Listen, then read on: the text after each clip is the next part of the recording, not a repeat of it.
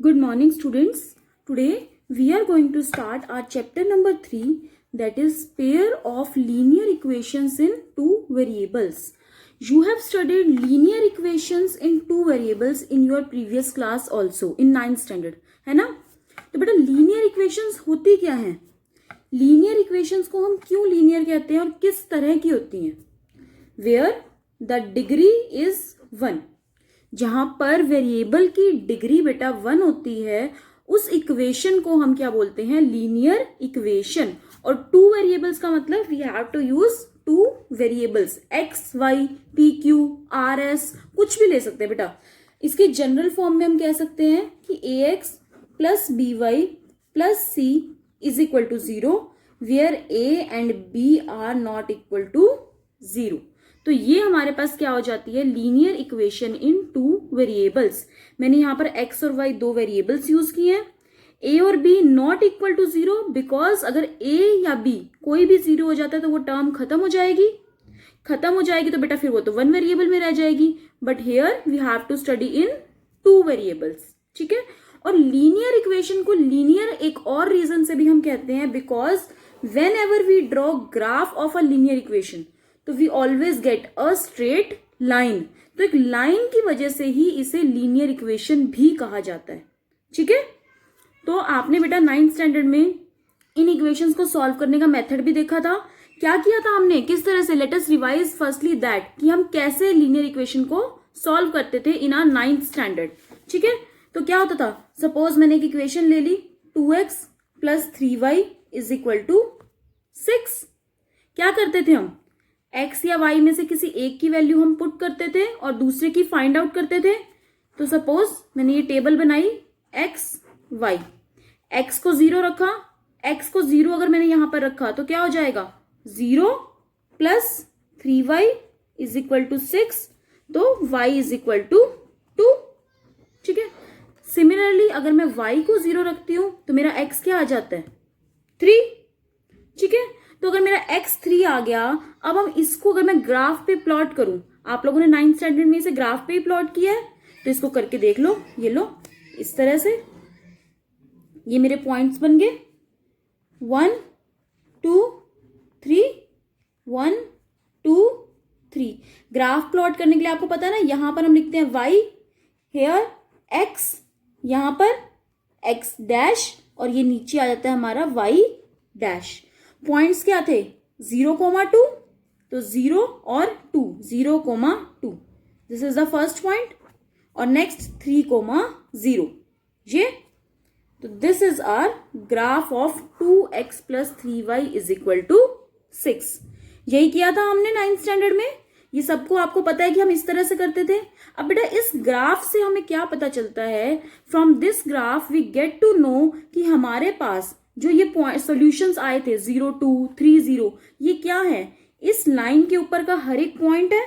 तो आप कह सकते हो कि या तो आप कह सकते हो कि इसके जो सॉल्यूशंस हैं वो मिलके एक लाइन बनाते हैं, या फिर इस लाइन के ऊपर जितने भी हमारे पास अलग अलग पॉइंट्स आते हैं they all are the solution of this equation.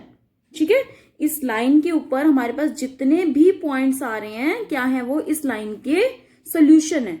या फिर इसका अपोजिट आप कह सकते हो कि इसके जो सॉल्यूशन है इक्वेशन के वो क्या है? इस लाइन के सारे पॉइंट्स हैं. ठीक है. ये तो था बेटा जो अब तक हमने we have studied in our 9th standard. और यहां से बेटा एक और एक चीज हमें पता चलती है. हम क्या कह सकते हैं कि अब देखो हमें यहां पर क्या पढ़ना है? Pair of linear equations. Pair का मतलब क्या है? We have two lines. 2 ना, पेयर में बेटा दो चीजें होती हैं तो 2 हैं. तो अब मुझे दो इक्वेशंस के बारे में पढ़ना है. तो वो दो इक्वेशंस किस फॉर्म की हो जाएंगी? a1x plus b1y plus c1 is equal to 0 and a2x plus b2y plus c2 is equal to 0. अब मुझे इन दो इक्वेशंस को एट वन टाइम सॉल्व करना है, साथ में ही सॉल्व करना है. ठीक है. साथ में, तभी तो हमने इस चैप्टर का नाम रखा पेयर ऑफ लीनियर इक्वेशंस कि मुझे इन दोनों का साइड बाय साइड एक जैसा सॉल्यूशन निकालना है।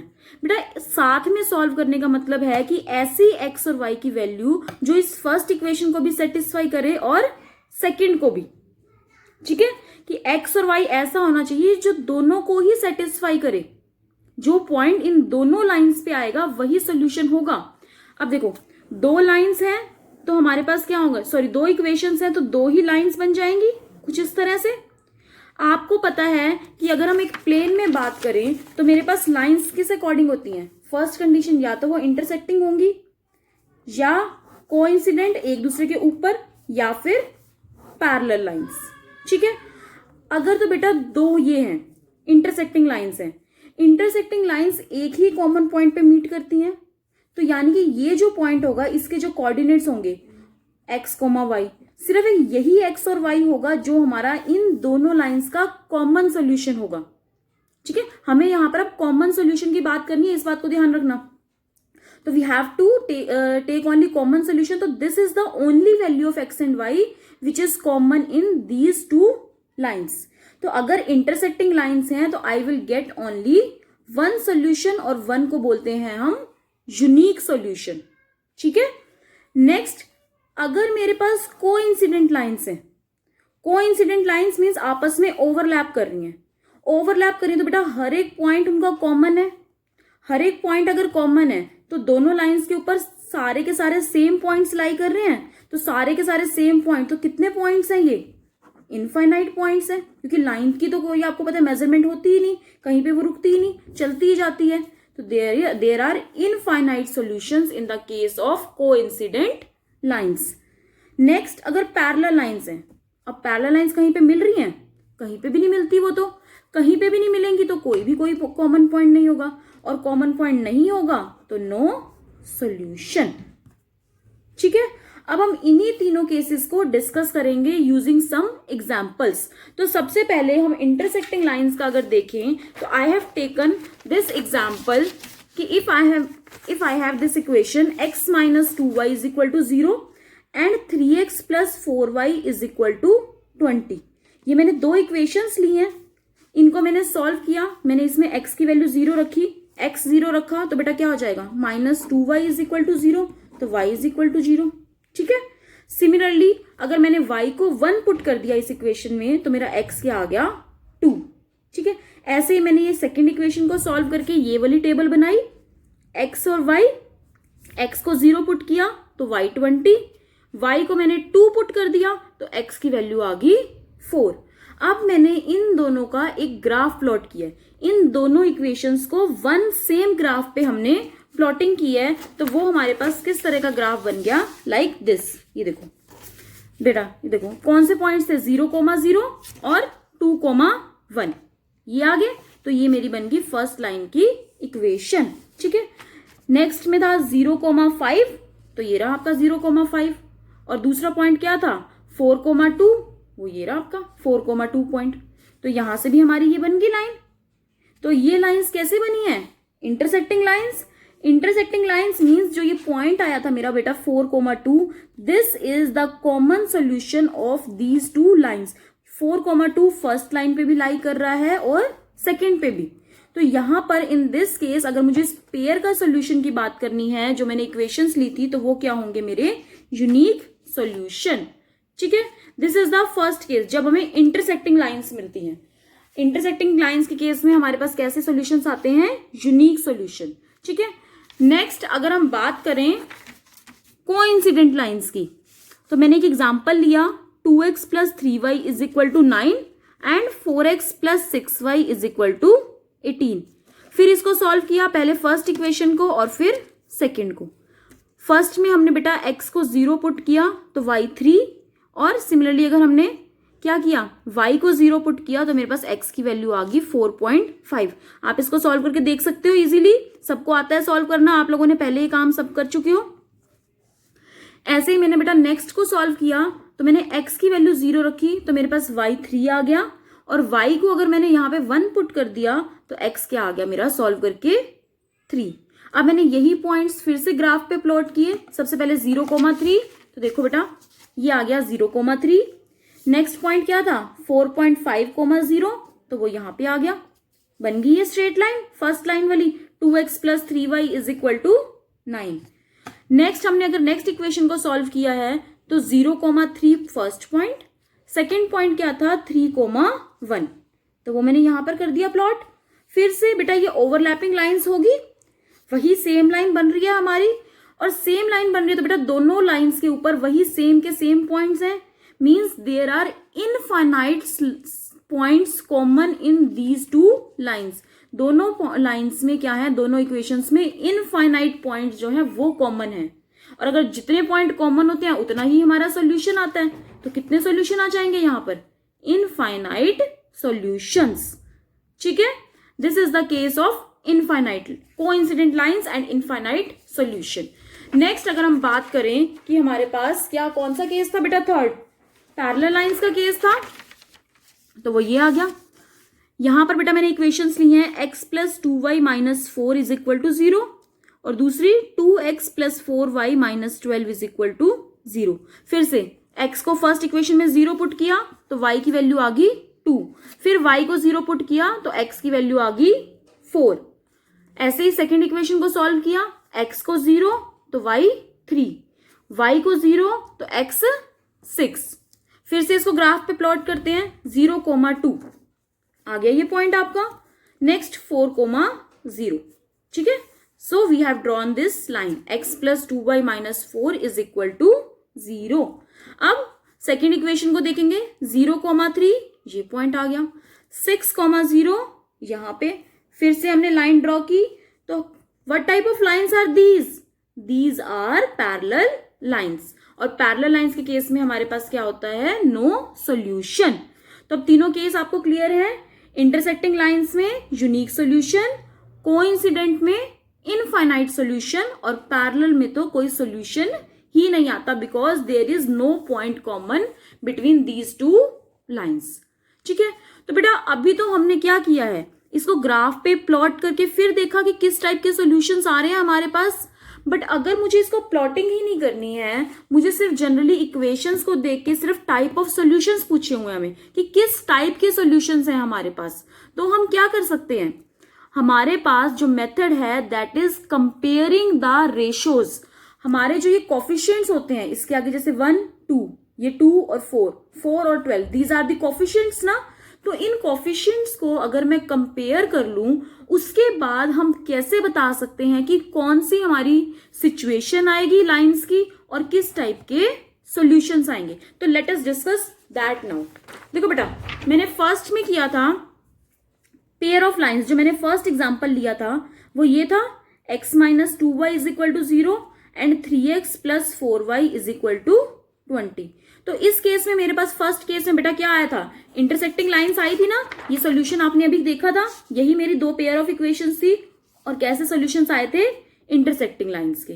तो इसमें अगर मैं अब रेशियोज को कंपेयर कर रही हूं, a1 by a2, b1 by b2 and c1 by c2, तो क्या आया 1/3 a1 by a2, b1 by b2 को -2/4 और c1 by c2 0/20।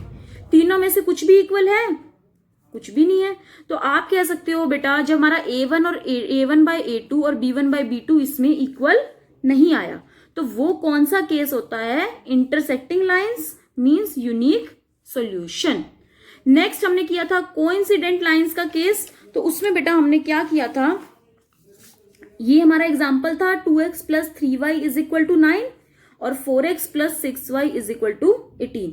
इसमें बेटा मेरी कोइंसिडेंट लाइंस आई थी। अब यहां पे मैं कंपेयर करती हूं, a1 by a2 2 और 4, b1 by b2 3 6, c1 by c2 9 18। बेटा इनको अगर सॉल्व करके देखोगे तो सब में 1/2 आ रहा है ना, means a1 by a2 is equal to b1 by b2 is equal to c1 by c2। ठीक है, तो ये कौन सा केस था, कोइंसिडेंट लाइंस के केस में ये कंडीशन होल्ड करती है, a1 by a2 equals to b1 by b2 equals to c1 by c2, infinite solution. Third case is of parallel lines. Parallel lines में क्या था, x plus 2y4 is equal to 4 और 2x plus 4y is equal to 12। यही example मैंने लिया था parallel lines के case में बेटा, देखो x प्लस 2y माइनस 4 था, मैंने इक्वल टू 4 कर दिया, कोई फर्क नहीं पड़ता उससे, चाहे आप ऐसे लिखो चाहे इस तरह से लिखो, इट डजंट, बस ये ध्यान रखना कि दोनों ही इक्वेशंस एक ही फॉर्म में होनी चाहिए, या तो दोनों में ही इक्वल टू से पहले नंबर कांस्टेंट आना चाहिए या इक्वल टू के बाद। देखो मैंने दोनों एक जैसे लिखी है ना इक्वेशंस। अब यहां पर बेटा मैंने कंपेयर किया a1/a2, b1/b2, c1/c2, 1/2, ये b1/b2 2/4 और c1/c2 4/12। सॉल्व किया 1/2 और 1/2, ठीक है। c1/c2 क्या आया 1/3। तो यहां क्या आया बेटा पैरेलल लाइंस के केस में a1/a2 equals to b1/b2 not equal to c1/c2। और पैरेलल लाइंस के केस में सॉल्यूशन कैसे होते हैं, नो सॉल्यूशन, ठीक है। अब बेटा देखो 2 केसेस ऐसे हैं जहां पर मुझे सॉल्यूशन मिल रहा है और एक ऐसा है जहां पर कोई भी सॉल्यूशन नहीं आ रहा। ये तो हमने अभी लाइंस के बारे में डिस्कस किया था। अगर हमसे पूछ लिया जाए what type of equations are these, कि ये किस टाइप की इक्वेशंस है, तो जहां पे बेटा वी गेट अ सॉल्यूशन, चाहे यूनिक चाहे infinite, if we are getting a solution that means they are consistent equations. तो ये भी कंसिस्टेंट और इनफाइनाइट कोइंसिडेंट लाइंस वाली भी इन कंसिस्टेंट इक्वेशन। और पैरेलल लाइंस के केस में कौन सी इक्वेशंस होती हैं, इनकंसिस्टेंट, क्योंकि we don't have any solution here. Clear है सबको ये सब कुछ, ठीक है। Now let's come to our exercise 3.1।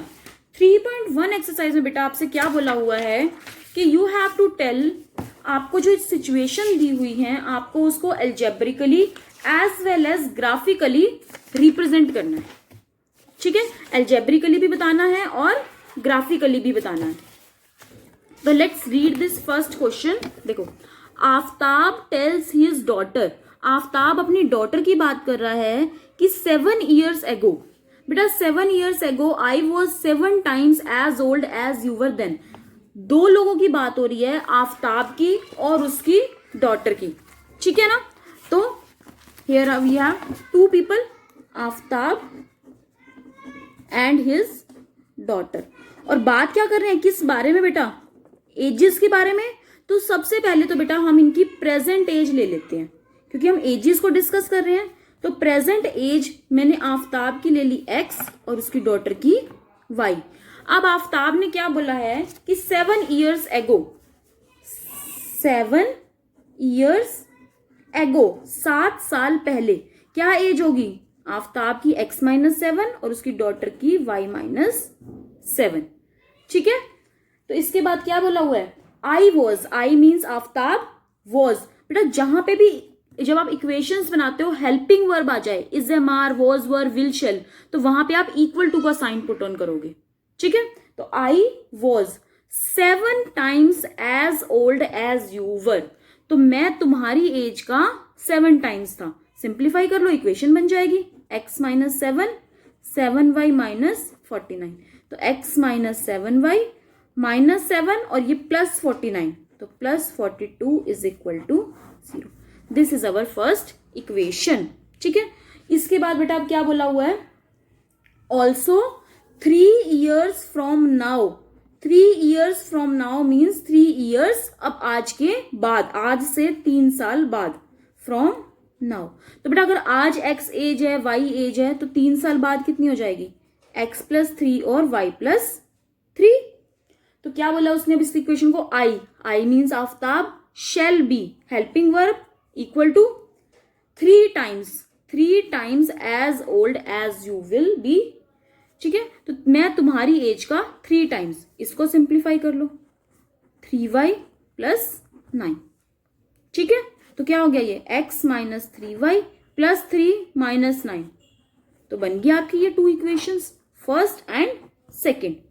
तो अब आपको क्या करना है, ये हमने अलजेब्रिकली इक्वेशंस को रिप्रेजेंट कर लिया। Now you have to represent this situation graphically. अब इन्हीं दोनों लाइंस को आप ग्राफ पे भी प्लॉट करोगे, ये आप लोग अपने आप करोगे ग्राफ पे, और इसके बाकी की जो 2 सिचुएशंस हैं वो भी आप लोग क्लास में अपने आप ही करोगे, and we will discuss the doubts of that, ठीक है। नाउ अब इसके बाद बेटा अगर हम एक्सरसाइज 3.2 देखें, एक्सरसाइज 3.2 में क्या है उसमें यही क्वेश्चंस हैं जो अभी हमने किए हैं। देखो क्वेश्चन नंबर 1 रीड करो आप। Form the pair of linear equations and find their solutions graphically. तो बेटा एक्सरसाइज 3.2 का क्वेश्चन नंबर 1 में आपको फिर से ग्राफ प्लॉट करने हैं, तो you will do these questions yourself और इसको हम क्लास में डिस्कस करेंगे। Okay, now question number 2, on comparing the ratios a1 by a2, b1 by b2 and c1 by c2। Compare करना है, find out whether the lines representing the following pair of linear equations intersect, parallel और coincident. तो आपको बताना है कि lines intersecting है, parallel है या कोइंसिडेंट है। तो इसका एक पार्ट हम ट्राई करते हैं। Suppose I am doing second part. 9x plus 3y plus 12 is equal to 0 और 18x plus 6y plus 24 is equal to 0। तो a1 बाय a2 क्या आ गया, 9 bye 18, 1 bye 2। b1 by b2 वो क्या आ जाएगा, 3 बाय 6, फिर से 1 बाय 2। बेटा अगर a1 बाय a2 और b1 by b2 not equal आ जाते फिर तो हमारा काम वहीं का वहीं खत्म था कि ये कैसी लाइंस हैं, इंटरसेक्टिंग लाइंस और यूनिक सॉल्यूशन। बट अगर a1 बाय a2 और b1 बाय b2 इक्वल आ गए तो आपको पता है अभी अभी हमने डिस्कस किया था कि जो हमारी ये सिचुएशंस होती हैं इंटरसेक्टिंग लाइंस की, सॉरी कोइंसिडेंट लाइंस की और पैरेलल लाइंस की, दोनों में ही a1 बाय a2 और b1 बाय b2 इक्वल है। डिफरेंस कहाँ आता है, c1 बाय c2। कोइंसिडेंट में इक्वल और पैरेलल में नॉट इक्वल। तो अब हम यहां पर चेक करते हैं कि ये यहां पर c1 बाय c2 इक्वल आ रहा है या नॉट इक्वल।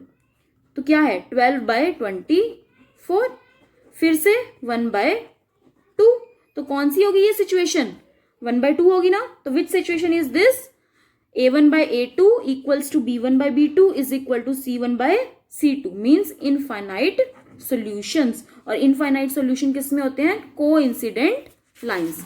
कौन सा केस आ गया बेटा, ये कोइंसिडेंट लाइंस का केस आ गया। ठीक है, क्लियर है ये सबको। तो क्वेश्चन नंबर 2 भी आपका इसी तरह हो जाएगा। सेम वे में बेटा क्वेश्चन नंबर 3 भी है आपका। क्वेश्चन नंबर 3 में भी हमें यही सब कुछ बताना है कि comparing the ratios, find out whether the equations are consistent और इनकंसिस्टेंट। तो आपको बताया था बेटा कंसिस्टेंट कब होती हैं, when we have a solution, चाहे हमारे पास यूनिक सॉल्यूशन हो या फिर इनफाइनाइट, पर इक्वेशन कैसी मानी जाएगी, वो कंसिस्टेंट। और इनकंसिस्टेंट मीन्स नो सॉल्यूशन। ठीक है, सबको याद है। तो फिर से आपको वही a1 by a2, b1 by b2 और c1 by c2 he find out करना है। ये क्वेश्चन भी आप लोग कर लोगे। Now question number 4, which of the following pair of linear equations are consistent and inconsistent. Same चीज है फिर से क्वेश्चन नंबर 4 में भी। If consistent obtain the solution graphically. बेटा देखो आपको पता इनकंसिस्टेंट का तो कोई सॉल्यूशन ही नहीं होता, पर अगर कंसिस्टेंट है तो हमें क्या फाइंड आउट करना है, उसका सॉल्यूशन। तो आपको उसको ग्राफिकली प्लॉट करना है, उसने ग्राफिकली कहा है आपको, तो ये ग्राफ पे आपको ड्रॉ करना है। You will do these 3 questions yourself. Question number 1, 2, 3 and 4 questions you will do yourself. Now question number 5, half the perimeter of a rectangular garden. Half the perimeter, पहले तो रेक्टेंगल का पेरीमीटर क्या होता है बेटा, 2 इंटू एल प्लस बी और उसका half. ठीक है, फिर देखो बीच में बेटा कोमा आ गया, मीन्स लाइन कट हो गई है। Whose length is 4 more than its width, ये एक अलग लाइन है। आप पहले कोमास को छोड़ के जो कोमास के बीच में पोर्शन है उसको छोड़ के वैसे हम लाइन कंप्लीट करें तो क्या बनता है, half the perimeter is 36, is helping verb 36। तो ये तो आप होगी आपकी first equation, l plus b is equal to 36। ठीक है, नेक्स्ट क्या है, इसकी जो कोमास वाला पोर्शन था अब उसको रीड करते हैं। Whose length, length is 4 more, more के लिए plus than its width, width मतलब ब्रेथ। तो ये आ गई आपकी second equation. First equation, second equation solve them और एल और बी की वैल्यू आ जाएगी आपके पास। ठीक है, क्लियर है ये। Now question number 6, question number 6 में क्या है बेटा, given the linear equation 2x plus 3y minus 8 is equal to 0। ये इक्वेशन आपको गिवन है, आपने क्या करना है, right another linear equation in 2 variables such that the geometrical representation of the pair so formed is intersecting lines. अब बेटा इसको देख के आपको एक और इक्वेशन बनानी है जो आनी चाहिए इंटरसेक्टिंग लाइन्स की। इंटरसेक्टिंग लाइन के केस में तो आपको तो कोई भी रेशियो इक्वल नहीं होता, बस उसी चीज का ध्यान रखना है। ये 2x है, मैं यहाँ पर 3x लिख देती हूँ। अब 2/3 तो a1/a2 आ गया, b1/b2 नहीं आना चाहिए 2/3, तो बना लो यहाँ पर कुछ भी लिख दो -6y, और c पे तो वैसे भी कोई इफेक्ट नहीं पड़ता। तो इस तरह से आप कोई भी इक्वेशन लिख सकते हो, बस ध्यान रखना है a1/a2 और b1/b2 इक्वल नहीं होने चाहिए। सेकेंड पार्ट में we have to write example of parallel lines. Parallel lines के केस में क्या कंडीशन थी, a1/a2 equal to b1/b2 not equal to c1/c2। तो a1/a2 मैंने सबसे पहले 2x था, 4x लिख दिया, तो 2/4 1/2 होता है, ठीक है। नेक्स्ट फिर से मुझे 1/2 चाहिए, तो प्लस 3y, साइन सेम रहेगा क्योंकि तभी तो रेशियो सेम आएगा। 3y और यहाँ पर 3 की टेबल पे 2 पे कहाँ आता है, क्या आता है 6, तो 3/6, फिर से 1/2। अब c1/c2 नॉट इक्वल, तो ये -8 है, यहाँ पे मैंने -1 लिख दिया। कुछ भी लिख दो कि हमें c1/c2 इन दोनों के रेशियोज के इक्वल नहीं आना चाहिए। तो this is your example. Third situation बेटा क्या है आपके पास, कोइंसिडेंट लाइंस की। कोइंसिडेंट लाइंस क्या कंडीशंस होती थी, a1/a2 is equal to b1/b2 is equal to c1/c2। उस केस में बेटा हम कैसे लिखेंगे, आपको जो ये गिवन इक्वेशन है आप इस पूरी को किसी भी एक नंबर से मल्टीप्लाई करके इक्वेशन लिख दो। जैसे सपोज मैंने 2 से किया तो क्या बन जाएगा, 4x प्लस 6y और -16 इज इक्वल टू 0। देखो 2/4 1/2, 3/6 फिर से 1/2, -8 -16, माइनस से माइनस कैंसिल और 8/16 1/2 आ गया सेम आपके पास। तो इस तरह से आप कोई भी एग्जांपल लिख सकते हो। मैंने आपको 1 एग्जांपल दिया है, आप कोई और एग्जांपल भी लिख सकते हो, बस ये कंडीशन सेटिस्फाई होनी चाहिए जो इनकी कंडीशंस होती हैं। इंटरसेक्टिंग के केस में ये होती है आपकी कंडीशन, ठीक है। बस कंडीशंस का ध्यान रखना है, अदरवाइज एग्जांपल आप कोई भी ले सकते हो। Now last question of this exercise, question number 7, उसमें क्या बोला हुआ है आपको बेटा, ड्रॉ दी ग्राफ ड्रॉ करने हैं of the equation x minus y plus 1 is equal to 0 and 3x plus 2y minus 12 is equal to 0। Graph आप लोग ड्रॉ कर सकते हो, टेबल बना के दिखा देती हूं मैं बेटा आपको। पहले फर्स्ट के लिए x y, x को 0 पुट किया, x 0 तो y क्या हो जाएगा बेटा 1, सॉल्व करके देख लो। 0 minus y plus 1 is equal to 0, तो क्या हो जाएगा -y इज इक्वल टू -1, तो y इज इक्वल टू 1। नेक्स्ट अगर मैं y को 0 करती तो x मेरा क्या आ जाता, 1 उधर जाके -1। तो ये फर्स्ट इक्वेशन की होगी सोल्यूशन। सेकंड के ऐसे ही आप कर सकते हो, x y, फिर से x को बेटा मैंने 0 किया तो y, ये -12 उधर जाके +12, क्या हो जाएगा, सॉल्व करके देख लो। 2y इज इक्वल टू 12, तो y इज इक्वल टू 6। ऐसे ही y को अगर 0 पुट किया, फिर से 12 उधर जाके 12 बन जाएगा, -12 12 बन जाएगा, तो क्या हो जाएगा 3x इज इक्वल टू 12, तो x इज इक्वल टू 4। तो बन गई ये सोल्यूशन। इनकेस आप ग्राफ बनाओगे, पॉइंट्स को ग्राफ पे प्लॉट करोगे, ठीक है। और उसके बाद अब हमें क्या करना है, determine the coordinates of the vertices.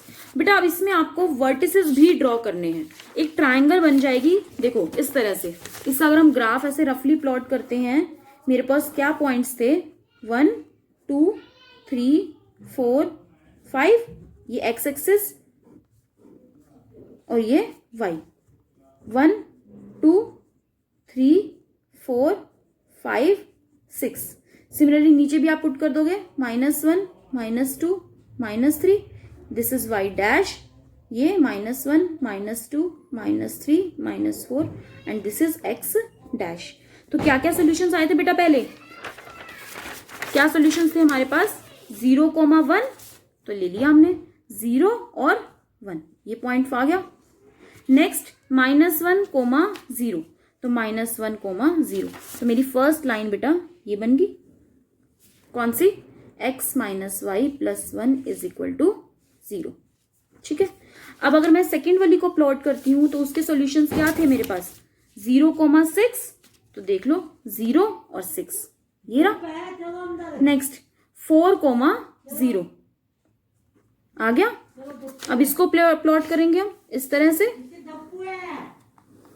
ठीक है, तो बेटा अब ये देखो, ये मेरे पास एक ट्रायंगल बन गई, ये पॉइंट और ये -1,0 4,0 और ये आपको ग्राफ से एग्जैक्ट पॉइंट पता चल जाएगा। तो ये हमारी क्या बन गई, एक ट्रायंगल। तो मुझे ये 3 वर्टिसेस बताने थे एंड सेकेंडली मुझे क्या करना था, यहाँ पर I have to and shade the triangular region. बेटा मुझे इन दोनों लाइंस और एक्स एक्सिस के बीच के जो ये ट्रायंगल बन रही है उसके कोऑर्डिनेट्स बताने थे और ये ट्रायंगुलर रीजन शेड करना था। तो ये हो गया हमारा शेडिंग। तो इस तरह से आप इसको ग्राफ पेपर पे अच्छे से प्लॉट करोगे। ठीक है, so now your homework is exercise 3.1 and exercise 3.2। ठीक है, you will complete these 2 exercises in your notebook. Okay everyone.